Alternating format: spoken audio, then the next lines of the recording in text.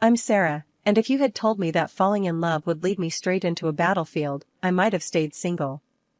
But here we are, or rather, here I was, fresh into medical school, with dreams bigger than my budget. I had been studying at the college for a couple of years, living off ramen and coffee, and picking up night shifts at the local hospital to keep the lights on.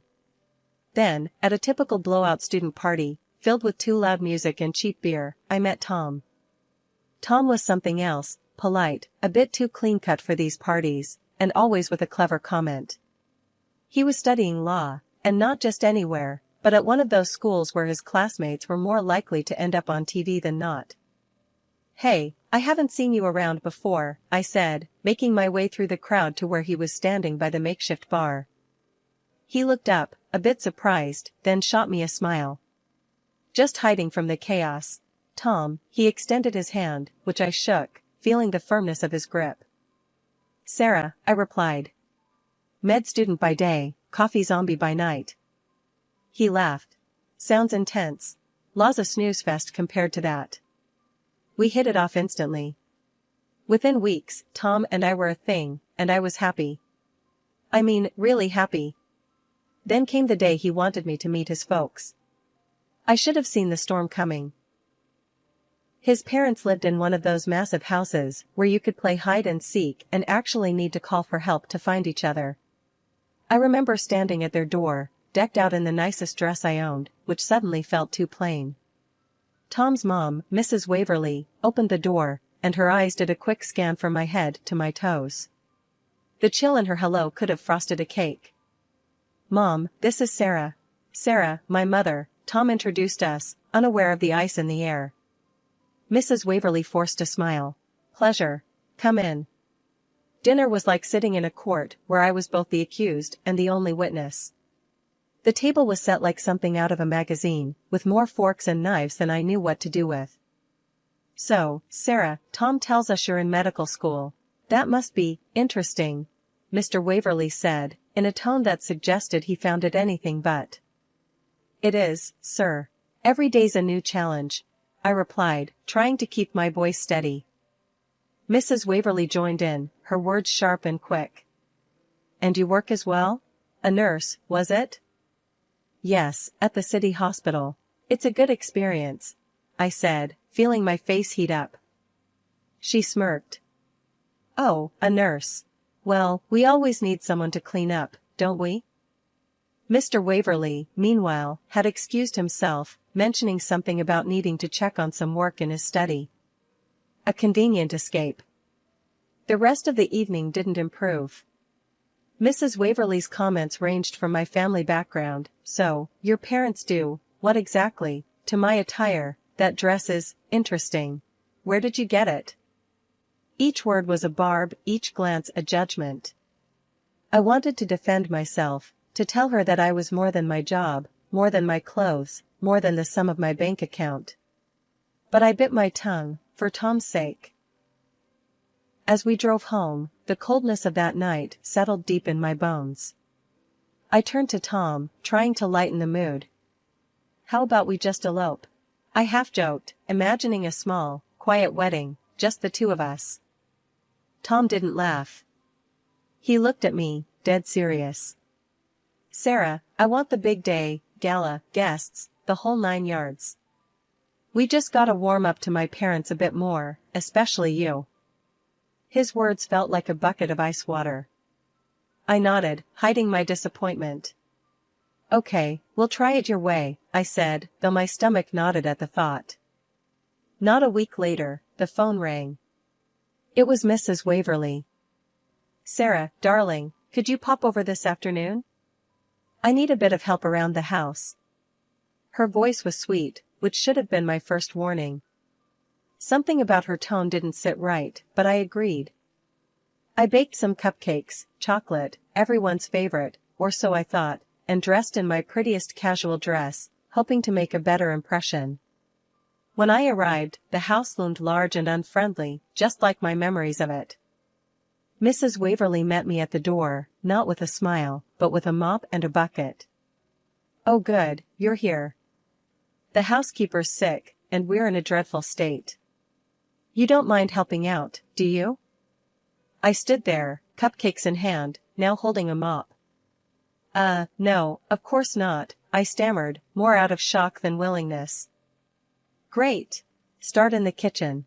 And you can just leave those. She nodded disdainfully at my cupcakes. In the trash. I don't eat that. My cheeks burned, but I swallowed the hurt. I wasn't going to let her see me upset. I moved to the kitchen and started scrubbing. The house was massive, and cleaning it felt like an endless task. As I worked, I could hear laughter from the pool area where Mrs. Waverly and her friends lounged. Hours later, hands raw and back aching, I called out. Mrs. Waverly, I've finished. Is there anything else? She sauntered in, inspecting my work with a hawk's eye, searching for any speck of dust to criticize. Finally, she had to concede. Well, it does look spotless. You do know your way around a mop, Sarah. How about twice a week then? I stared at her, mouth agape. I have my studies, night shifts at the hospital, and my thesis. Mrs. Waverly's face hardened. Listen, dear, if you want to be part of this family, these are the hoops you jump through. Tom's waiting for us to get along. Don't disappoint him, or me. The threat was clear. Marry Tom, clean the house. Don't, and well, the alternative wasn't an option. Okay, I muttered, defeated. Twice a week, I came, I cleaned, and each time, Mrs. Waverly found new ways to remind me of where I came from and where she thought I belonged. Twice a week, like clockwork, I scrubbed and cleaned Tom's family mansion. It wasn't what I signed up for when I imagined a life with him, but Mrs. Waverly seemed to have decided my role long before I even had a say. You look just right with a mop, Sarah. It suits you better than a stethoscope ever will. She would taunt as she watched me from her perch, sipping her expensive tea. Nobody knew about this arrangement, not Tom, not his dad. Just me and Mrs. Waverly in this twisted secret of servitude. She never paid me. Instead, she paid with sharp jabs about my background, about how I was practically a charity case they had taken in. The year wore on, and between the cleaning, my intern shifts at the hospital, and my studies, my graduation project nearly suffered. But I powered through, fueled by the dream of the day I could finally call myself a doctor. Amid all this, wedding plans buzzed in the background. Mrs. Waverly took the reins, dictating everything from the napkin folds to the guest list. We need to teach you how to not embarrass us, she declared one afternoon, enrolling me in an etiquette school. You can't go around looking like a hillbilly at your own wedding. The etiquette classes were a whole new level of humiliation. The instructor, a stern woman named Mrs. Penrose, had no patience for my lack of sophistication. No, no, no. It's left hand on the lap, right hand for the fork. Have you never dined anywhere that didn't have plastic cutlery? She chided during one of our sessions. I'm trying my best, I muttered, feeling the heat rise in my cheeks as I fumbled with the silverware again. Mrs. Penrose sighed, a sound of weary frustration. Your best needs to get a lot better. This is basic, my dear. As if the etiquette lessons weren't enough, Mrs. Waverly's next project was dance lessons, and then, French lessons. You'll sing a lovely French song at the wedding, she announced with a smile that didn't reach her eyes. I can't even sing in English, Mrs. Waverly. And I really don't have time to learn French, I protested, but my words fell on deaf ears. When I brought up these absurd demands to Tom, hoping for some support, he only tightened his lips and repeated the family mantra. My mom's just looking out for us. You know how important this is. Just stick with it, okay? I felt a mixture of anger and helplessness. It wasn't just the cleaning or the classes, it was his inability to see how much I was struggling just to fit into this image his mother had crafted for me. I remember walking into the dance studio, my body aching from a 12-hour shift at the hospital, and meeting my dance instructor, a lively man named Marco who seemed to dance rather than walk. Light on your feet, eh? Let's see what you've got. Marco chuckled, putting on some classical music. I tried to follow along, but my movements were clumsy, my mind too full of medical terminologies and French vocab I had crammed the night before. Whoa, whoa, it's dancing, not wrestling. Marco laughed, stopping the music. Relax, you're too stiff. Imagine you're floating. Floating's hard when you feel like sinking, I admitted, half laughing at my own sad joke. As I lay in bed that night, the weight of the world seemed to press down on me. Etiquette, dancing, French, cleaning, each demand piling on top of the last until I felt I could barely breathe.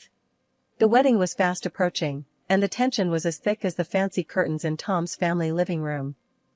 Mrs. Waverly, always plotting, decided a bachelorette party was in order, a final hurrah before the big day, she said. I arrived at their house, dressed casually but elegantly, hoping to at least enjoy an evening without tasks or lessons. Mrs. Waverly greeted me with a smile that didn't quite reach her eyes. Sarah, darling, so glad you could make it. Here, you must try some of this champagne, it's from Tom's father's collection. I hesitated. Oh, I don't really drink, I murmured, trying not to make a scene. Nonsense. She laughed, handing me a flute filled with bubbly liquid. It's a celebration. Just one glass won't hurt. The room was filled with her friends, all elegantly dressed, their eyes sharp and calculating like birds of prey. Feeling the pressure, I took a small sip to appease her, intending to set the glass down and forget it. But the room started spinning soon after, and everything became a blur. I woke up suddenly to the harsh sensation of cold water splashing on my face. Mrs. Waverly stood over me, her expression twisted with fake concern that quickly shifted to scorn. Look at you. Drunk and passed out. How disgraceful. I blinked, trying to orient myself. The room was still spinning, and I could hear murmurs and snickers around me. My eyes found Tom and his father, both staring down at a phone. Mr. Waverly's voice boomed. This is outrageous. I knew she wasn't right for our family. What's going on? I managed to stammer, my voice hoarse, my mind racing to piece together the situation. Mr. Waverly, face red with anger, thrust the phone at me. The screen showed pictures of me, but not just any pictures. In them, I was sprawled on the couch, my clothing disheveled to reveal my underwear, a bottle of alcohol carelessly placed in my limp hand, and a cigarette dangling from my lips. My eyes were closed, head lolling in a way that screamed of a setup. I felt my heart sink. I didn't do this, I whispered, looking up at them, my plea clear in my eyes. Tom looked from the phone to me, his expression torn. Mrs. Waverly cut in, her voice sharp. Oh please, look at yourself. Do you expect us to believe you're innocent? This is who you really are, Sarah. No, you've got to listen to me, I started, my voice gaining strength as I found my footing, despite the dizziness. I didn't drink that much. Just one glass, and I didn't even want it. Something was in that drink, you did this.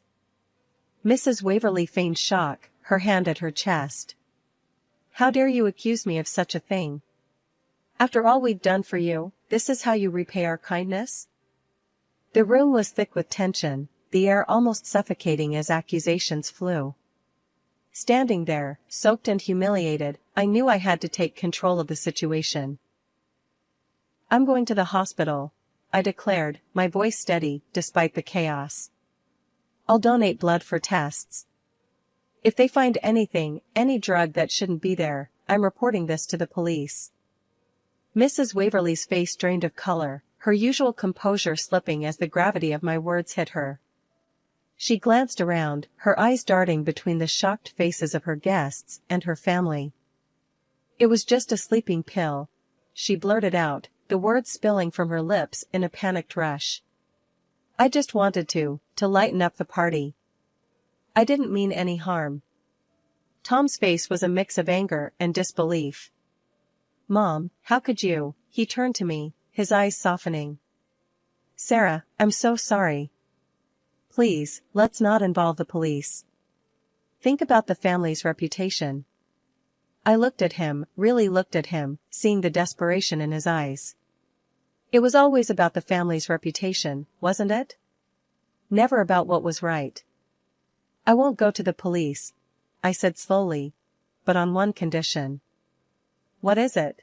Tom asked, relief flickering in his eyes. I'm not your family's cleaner. Not anymore. And I'm certainly not working for free. The silence that followed was heavy. Tom and Mr. Waverley exchanged looks of shock, clearly unaware of what I had been put through. Mrs. Waverley attempted to smile, her usual charm seeping through her facade. Let's not dwell on past misunderstandings. We were all preparing for the wedding, after all. I cut her off, my patience wearing thin. It's not a misunderstanding. For the past year, your wife has had me cleaning your house under the pretense that it was just helping out. I was never paid, and all the while, she pocketed the money meant for the cleaner. Mr. Waverley turned to his wife, his voice low and dangerous. Is this true, Helen? She hesitated, then nodded, her eyes avoiding mine. I thought it would be a good test of her character, she muttered. Test of her character? I echoed, incredulous. Is that what you call exploitation? Mr. Waverley's face was a mask of anger and embarrassment. He looked from his wife to me, the pieces falling into place. Sarah, I owe you an apology. I had no idea. Tom took my hand, his touch gentle. The wedding is still on if you want it. I'm sorry for all of this. Really sorry. I nodded, accepting his apology, but feeling the weight of his mother's gaze on me. As the room began to clear, Mrs. Waverley leaned in, her whisper harsh against my ear. I'll find a way to separate you two. This isn't over. On the day of my wedding, draped in a gown that made me feel like a princess out of a fairy tale, I was floating on air.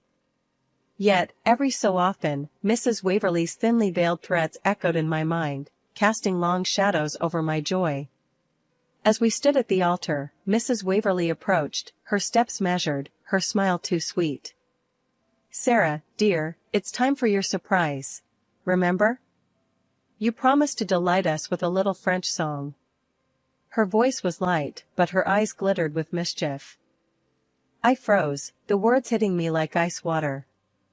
I'm not ready to sing, especially not in French, I whispered, turning towards Tom with a desperate look. Tom, caught in the middle of his mother's schemes and his own desire to keep the peace, seemed conflicted. He gave me a tight smile. Come on, Sarah, it's just a song. Let's not upset anyone. Do it for the family, for the guests. Reluctantly, I walked over to the DJ booth, my heart pounding so loudly I could barely hear the murmur of the crowd. The DJ, a young guy with sympathetic eyes, leaned in as I approached. Your mother-in-law insisted on non-Jene regret rain. Tough song, even for the pros. My stomach nodded. She had set me up to fail, to humiliate me in front of everyone we cared about. But I wasn't going to let her have this victory. Not today. I had something else in mind, something she wouldn't see coming. As I took a deep breath, trying to steady my nerves, Mrs. Waverley clapped her hands, drawing the attention of the room. Ladies and gentlemen, please, let's give Sarah our full attention. She's been practicing so hard. Her voice was saccharine sweet, laced with venom. Remember, no laughing too loudly. The crowd turned to me, expectant faces all around. I could feel their curiosity, their anticipation. Some were puzzled, wondering since when had I developed a talent for singing, let alone in French. As the music started, I held the microphone with a shaky hand, knowing that I wasn't about to sing. Instead, I had orchestrated a reveal that would expose the true colors of the woman who had tried to undermine me at every turn. Ladies and gentlemen, please direct your attention to the screen. I have something important to show you all, I announced, my voice echoing through the hall. The room hushed, the playful notes of the French song dying away as the projector flickered to life.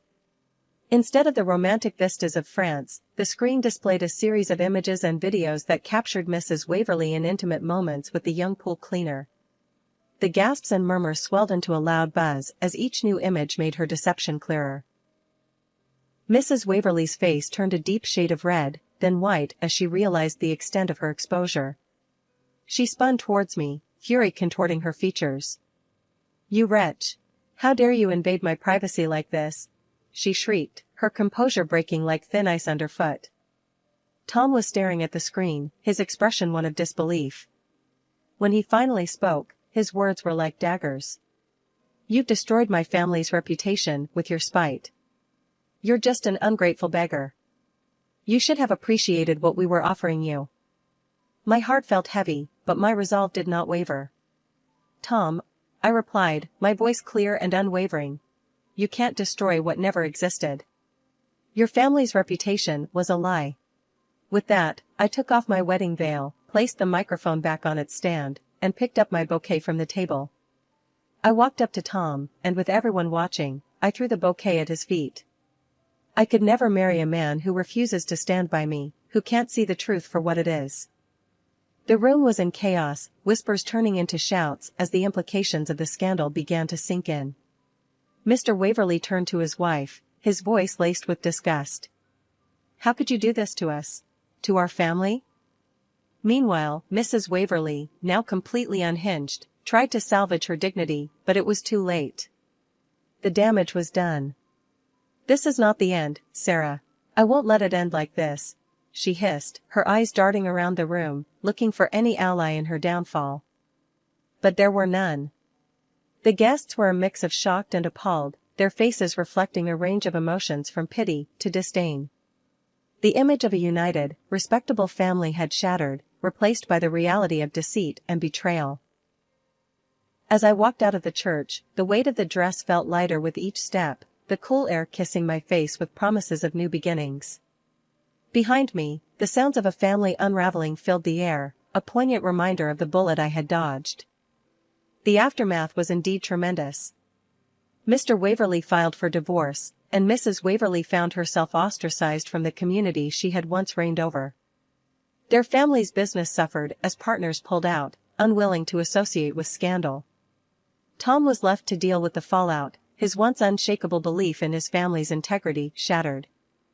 Years had passed since that fateful day at the altar, and I had since become a practicing surgeon, my days filled with long shifts and life-saving decisions. I had built a new life, one that was mine alone, shaped by my choices, not by deceit or manipulation. It was a typical day at the hospital when she came in, a patient, frail and barely recognizable, cloaked in tattered clothes, a stark contrast to the affluent attire I had once known her in. It took me a moment, but then the recognition hit. It was Mrs. Waverley, the mother of my ex-fiancé. She was wheeled into the emergency room, her face etched with lines of hardship and time, her eyes reflecting a mixture of pain and desperation. As the attending surgeon, it was my job to assess her condition. She needed surgery, urgently, but a quick check revealed she had no insurance, a fact that added yet another layer of complexity to the situation. Dr. Sarah Thompson, she said, her voice a hoarse whisper as she recognized me. It was the first time she had addressed me without a sneer, and the irony of the moment wasn't lost on me. I need help. Tom, he's turned me away. I have nowhere else to go. Mrs. Waverley, I started, keeping my voice professional, devoid of the emotions churning inside me. You need surgery. But without insurance, it's complicated. She clasped her hands together, the once flashy rings she wore now absent, her fingers trembling.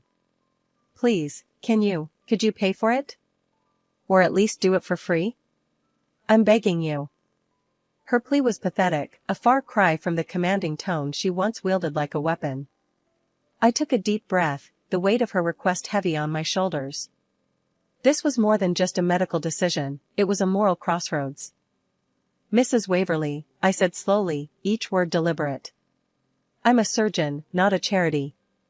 You treated me horribly, manipulated your son against me, tried to ruin my life. You're not my responsibility. But I have nothing left, she countered weakly, the fight seemingly gone from her voice. And whose fault is that? I replied, my tone colder than I intended. You made your choices, Mrs. Waverley.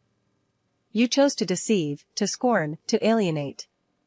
Now, you live with those choices. She looked at me, her eyes widening slightly as if seeing me for the first time. Not the young woman she could bully, but the doctor I had become, hardened by years of saving lives and surviving the cuts of both scalpel and scorn. I will ensure you get the minimal care required by law, I continued, turning away to hide the conflict inside me. But I won't pay for your surgery. I won't bend the rules for you. You need to make arrangements, or the state will. Leaving her in the care of the nursing staff, I walked out of the room, her soft sobs fading behind me. It was a harsh stance, perhaps, but life had taught me that mercy was a luxury sometimes, especially for those who had never shown any themselves.